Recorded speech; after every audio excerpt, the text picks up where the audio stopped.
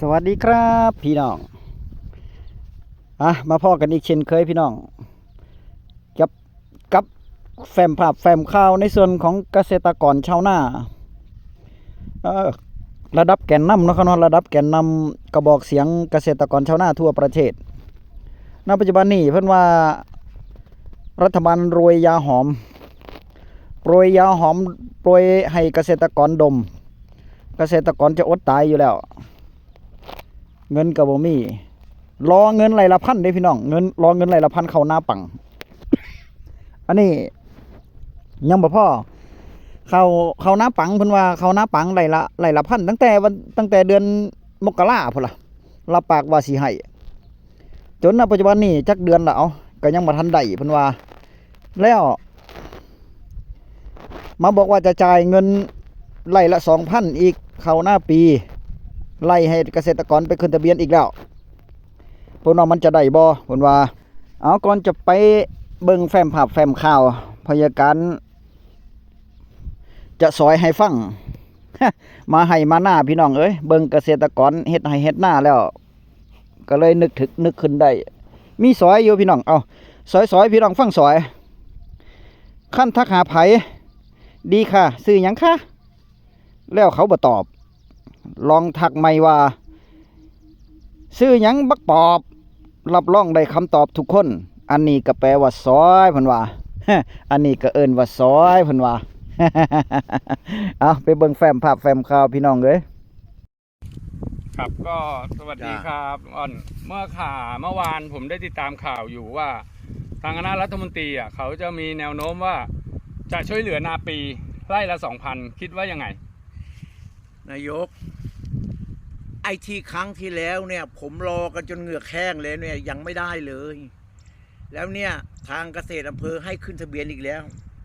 ขึ้นรอไว้อีเก่ายังไม่ได้อีใหม่จะจ่ายได้ยังไงผมบอกให้เลยขอทบมาทีเดียวได้ไหมขอจ่ายทีเดียวได้เลยไหม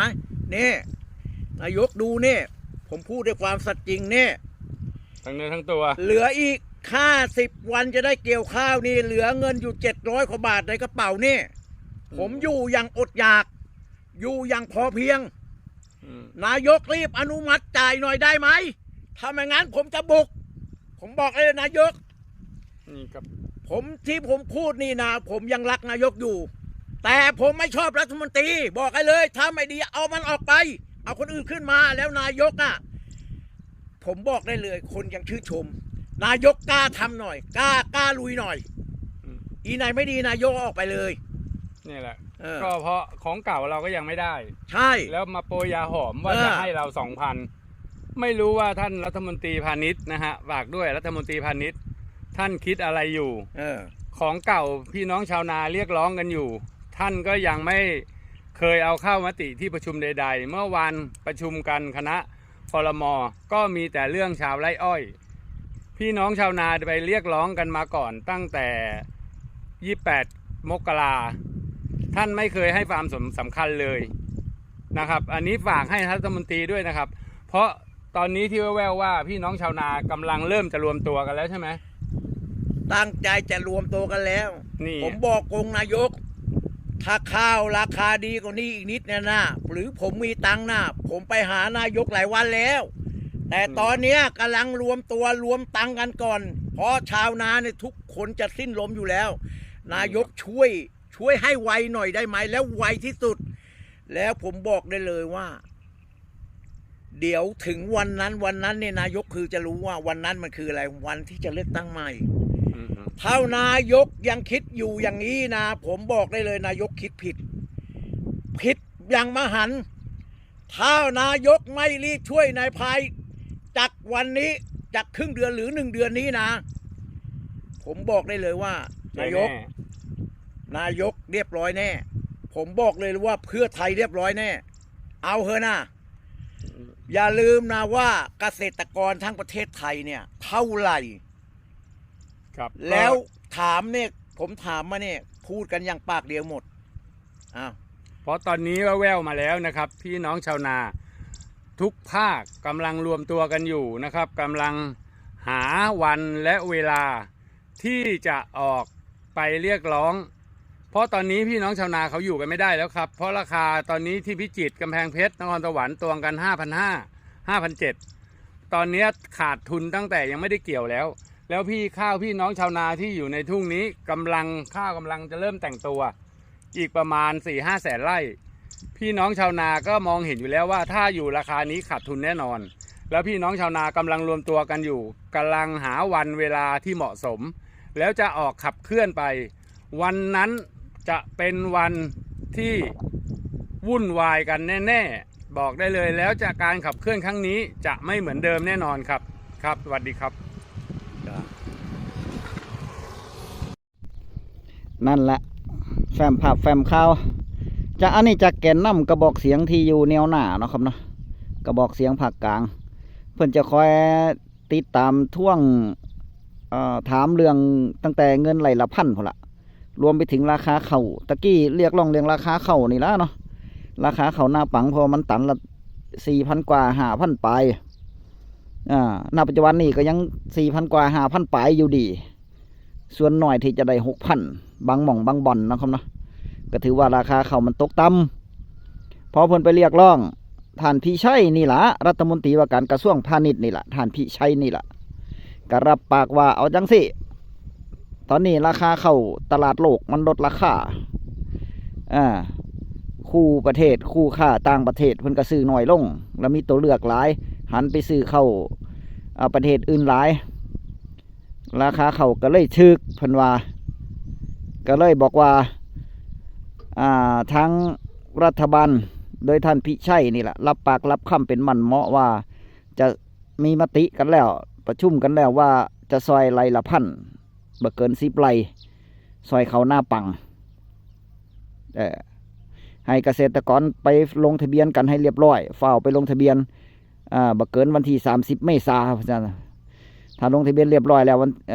พอพ้นจากวันที่30 เมษายนแล้วเพิ่นจะนำเข้าสู่นบขเขานำเข้าสู่ครม.ว่าซั่นเพิ่นว่าพอเลยวันที่30 เมษายนมาเกษตรกรก็ไปทวงถามอีกจะจ่ายได้ระบ่เงินไร่ละพันว่าซั่นจ่ายมือใดวะเพิ่นว่าปรากฏว่าก็บ่มีคำตอบนะครับเนาะจนกระทั่งท่านปราโมทย์เจริญศิลป์นายกสมาคมเกษตรกรชาวนาไทยได้เข้าไปทวงถามพร้อมกับส่งหนังสือเข้าไปทวงถามใหม่พบปะกับท่านพี่ชัยประชุมนวข.ปรากฏว่าเพิ่นก็ตอบว่าเอาจังสิไร่ละพันเขาหน้าปังนี่ตอนนี้อนุฝ่ายผลิตกับอนุการตลาดนี่ประชุมปรึกษาหากันประชุมปรึกษาหารือร่วมกันอยู่โยนกันไปโยนกันมาอยู่แต่ว่าได้นี่ได้แน่นอนว่าสันเพิ่นว่าได้แน่นอนบ่น่าจะเกินภายในเร็วๆนี้เพิ่นว่าจะนำเข้าสู่นบขแล้วก็ให้ครม.อนุมัติต่อไปท่านนายกประโมทเจริญศิลป์นายกชาวนาและเกษตรกรชาวนาไทยเฮาก็ได้ส่งหนังสือเข้าหน้าปีล่ะเข้าหน้าปีจะได้บ่ยื่นพร้อมกับยื่นเอกสารมาตรการออกไปให้ช่วยเหลือชาวนาท่านพี่ชัยก็รับปากอีกแล้วว่าเอาจังสิเข้าหน้าปีนี่ซอยไร่ละ 2,000 บ่เกิน10 ไร่ปี 68/69พร้อมกับมาตรการชะลอการขายข้าวว่าซาน ความหวังเกษตรกรชาวนาไทยก็ตุบต่ำๆลงมาดิท่านนายกสมาคมได้ยินจังสี่ถ้าว่าท่านพี่ชัยเป็นรัฐมนตรีว่าการกระทรวงพาณิชย์รับปากแบบนี้แล้วโอ้ก็ดีใจนำข่าวมาแจ้งชาวนาเฮาว่าโอ้ท่านพี่ชัยนี่ทุบโต๊ะเลยเด้อท่านพี่ชัยทุบโต๊ะเลยซอยเหลือชาวนาอีหลีว่าซั่นเพิ่นว่าไผว่าท่านพี่ชัยรัฐมนตรีว่าการกระทรวงพาณิชย์บ่ฮักชาวนาท่านฮักชาวนาเด้ว่าซั่นเพิ่นว่าโครงการดีๆมีให้อยู่แล้วโครงการดีๆเพิ่นมีให้อยู่แล้วเพิ่นว่างานพอเพิ่นเว้าจังซี่เกษตรกรชาวนาเฮาก็ดีใจเนาะพี่น้องเนาะก็ดีใจแล้วเพราะว่าท่านพี่ชัยรับปากแล้วว่าจะจ่ายไร่ละ 2,000 เข้าหน้าปี10 ไร่ก็ได้ 20,000 โอ้ก็ดีนะมันบ่ได้20 ไร่แบบตะกี้ก็ถือตะกี้มันได้ไร่ละ1,000เนาะบ่เกิน20 ไร่แต่ว่านี่อันนี้ให้10 ไร่อยู่ให้น้อยแต่ว่าได้ไร่ละ 2,000 อ้ก็นึกว่าจะเหลือ500บ่แม่นตัวนี้ปีนี้เกษตรกรก็ดีใจแล้วพี่น้องเพราะว่าท่านนายกสมาคมแจ้งข่าวมาแบบนี้นะครับเนาะเฮ็ดให้เกษตรกรชาวนาเฮาดีใจบัดนี้ที่นี่มันพอไปถามเกษตรกรความรู้สึกชาวนาแล้วเป็นจังไดรัฐบาลว่าจังสี่ดีใจบ่ผลปรากฏเพิ่นสิ่งที่เพิ่นตอบมาว่าระหว่างรัฐบาลกับผีนี่ตอนนี้นี่ผีบ่หลอกแต่รัฐบาลหลอกว่าฉันเพิ่นว่ารัฐบาลหลอกดุโพดผีบ่เคยหลอกแล้วตอนนี้ผีมันย่านคนแต่ว่ารัฐบาลนี่หลอกซุมือโรยยาหอมโรยยาดมไปให้เกษตรกรชาวนาซุมือชาวนาเขาจะอดตายแล้วบัดนี้ท้องแห้งแล้วบัดนี้ผอมกระดออยู่ให้อยู่หน้าพี่แล้วบ่ได้เงินจักเที่ยนี่แหละเนาะครับเนาะเป็นคิดหลายล่ะความคาดหวังหลายคาดหวังว่าจะได้เงินไร่ละ1,000เขาหน้าปังแน่หรือว่าไร่ละ2,000เขาหน้าปีแน่นี่คิดหลายแล้วบัดนี้เกษตรกรชาวนาเพิ่นก็เลยว่าเอาจังสี่เอามาตูบกันเลยเด้อบ่ใจทีเดียวเลยเป็นไร่ละ 3,000เขาผู้ใดเฮ็ดเขาหน้าปังก็ได้เพิ่มมาอีก1,000เนาะเขาหน้าปีอีก 2,000 ต่อไร่ก็เป็น3,000 ต่อไร่แล้วเนาะโอ้มันจะได้บ่พี่น้องขนาดไร่ละ1,000ยังยืดเยื้อปานนี้เนาะครับนะถ้าเป็นไร่ละ 3,000 มาตูบกันนี่